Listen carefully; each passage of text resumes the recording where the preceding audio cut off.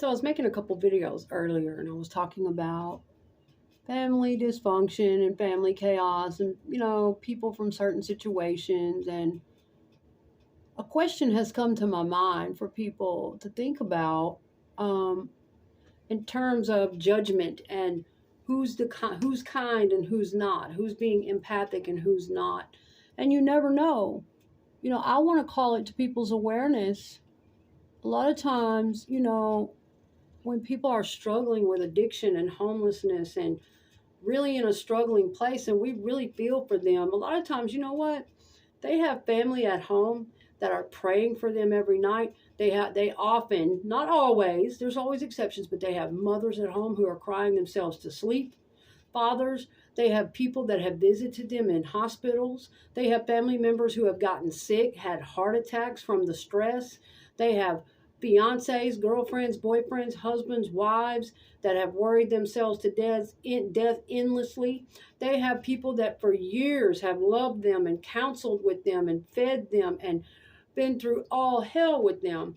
And I want to call awareness to how they go out and lie, how they go out into the streets a lot of times, or out among friends or among other people, and they tell these fucking sob stories that they don't have anybody, that they were rejected and their whole family hates them and turned on them and never loved them, and they're all so goddamn cruel, and oh my God, they're just so pitiful and rejected, and that is a goddamn lie a lot of the time. And it even happened to me. And I waited on him to come clean and stand up and tell everybody the truth that wasn't the case. But oftentimes that is how really severe addicts and alcoholics with no job, no money, they're not functioning.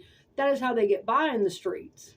Okay. Now, if they're really lucky, they'll get on disability or they'll have some kind of check coming in. And sorry they had to go through whatever it was that got them to the disabled point. But I've seen that kind of shit happen too. Somebody have an injury 5 years ago that might have been hurting them 5 years ago, but work their way back and get really strong, file for disability. It takes 5 years to get it. And by the time it starts coming in, they're an able-bodied person again. But they're getting the disability and would rather not work, would rather lay up at home and drink and drug all day with it. I've seen that. And then they're lucky enough to be able to have money to throw around, to manipulate others, to, put this out here and get people caught up in their world with promises and things like that. But it's usually a trap and it's usually a bait and switch. It doesn't mean they intend to support you forever and listen to your needs and your well-being. And no, usually those things are a trap. But you get what I'm saying? I just want to call attention to all perspectives because it's not fucking fair. It's not fair for those of us who have suffered through that, who have been through that. And basically, family systems have been destroyed, children been deserted, people been kicked to the fucking curb and left to the wayside so that motherfuckers could go get drunk and high and chase fucking little stupid twats all night long and feel big ego about themselves. Men and women do a bunch of this dumb shit when they're in some really out there deranged level of addiction and they lie their fucking asses off. So that's just that. I like to call attention to all perspectives of it, okay? But what my question really was is that when you have been through a circumstance like that, like what my mom's going through right now, I've been through it on all different kinds of levels. But, how she's having to deal with my brothers and their pain and their addiction and their mental illness and their traumas. And she's getting older and it's running her nuts. But at the same time, that's her kids. In some way, she does feel love up under all those layers of narcissism and defense mechanisms and cursing and talking to people awful. She has feelings under there. I know her very well. But my question is, what is a person to do? All these people out here that want to be judgmental about it is so quick to have the answers. I would suggest they walk through it a time or two. I would suggest they pick those people up and have to deal with it a while. Take them to your house. Feed them.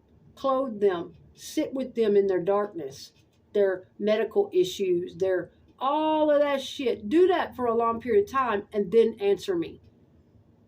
For those people that run their mouth so quickly and they call judgment on people that have been through this shit, and it's ripping their life apart and ripping their minds apart, and it has basically destroyed their entire family, while that person is still out running the streets looking for any party, any drug, any alcohol they can do, about near death, half of them, especially if they're middle aged, and telling a bunch of fucking lies and webs and manipulative bullshit, and never standing up and saying, I was wrong. I was wrong to my family. I stomped on them. I took advantage of them. I was careless. I was manipulative. I ran through everything that was good for me. And I knew that's what I was doing, so I just kept on fucking running. Some people keep on doing that to the end of their days, and they never straighten it out. They never tell the truth about what was really going on and how people suffered for them, how people were there for them, how people fucking loved them. But there comes a time in your life where you do have to draw the line. And some of us have been confronted with that. So that's my question is, like my mom's going through right now. She can't even get a bite to eat, a bath, a quiet moment without one brother or the other, some kind of chaos going wrong. And back in the day, I was dealing with a bunch of this stuff. And what do? Eventually you have to become a person who sets a boundary down, and it hurts. It hurts you. It hurts them. They could end up somewhere bad. But just thinking back about the times that we let everybody in. All right. Well, like my mom being a person who can't set those boundaries. Is it really, that's what I want people to think about. Is it really kinder?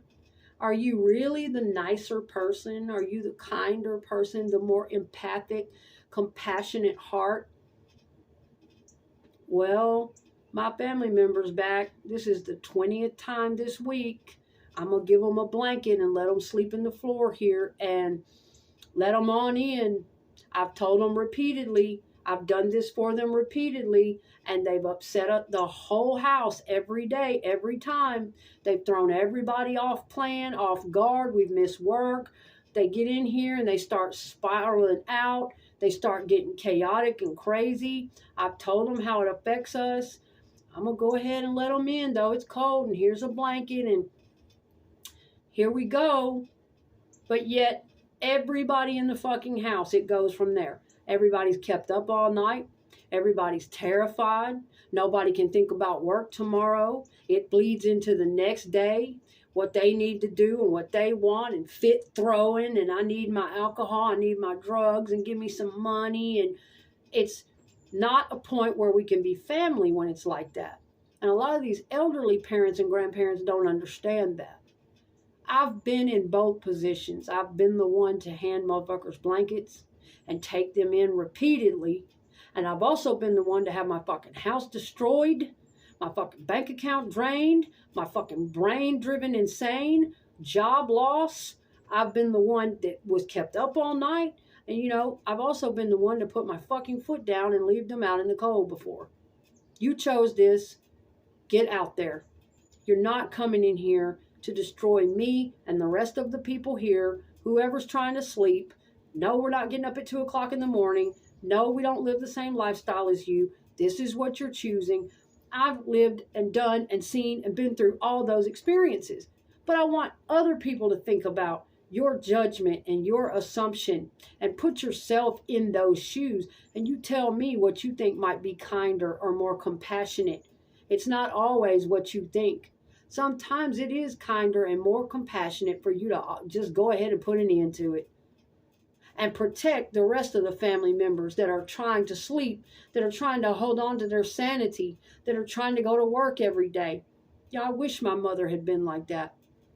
Sometimes that is the more merciful action, for you to just flat fuck say no. You're not coming in here like that. I'm sorry. I love you. I will pray for you. Here's a blanket for you, but you're not coming in here like that to wallow all over us and fucking tear everybody apart so you can be comfortable to get that next drink, that next high, because that's what they do. But at the same time, every case is different. Every family is different. Every person is different. Every addict is different. They are not all the same, and you can't handle them all the same. So I know this is not a one size fits all question, but I like for people to feel. I like for people to think. I like for people to learn to empathize with what other families might be going through before they make their snap judgments and their fucking assumptions about why people had to make the decisions they made. So it is what it is, you know? All right, well, I got to get going. But those are some things to think about. And most of this stuff that I've gotten into great detail about, I have posted on my YouTube channel. I'll share those later.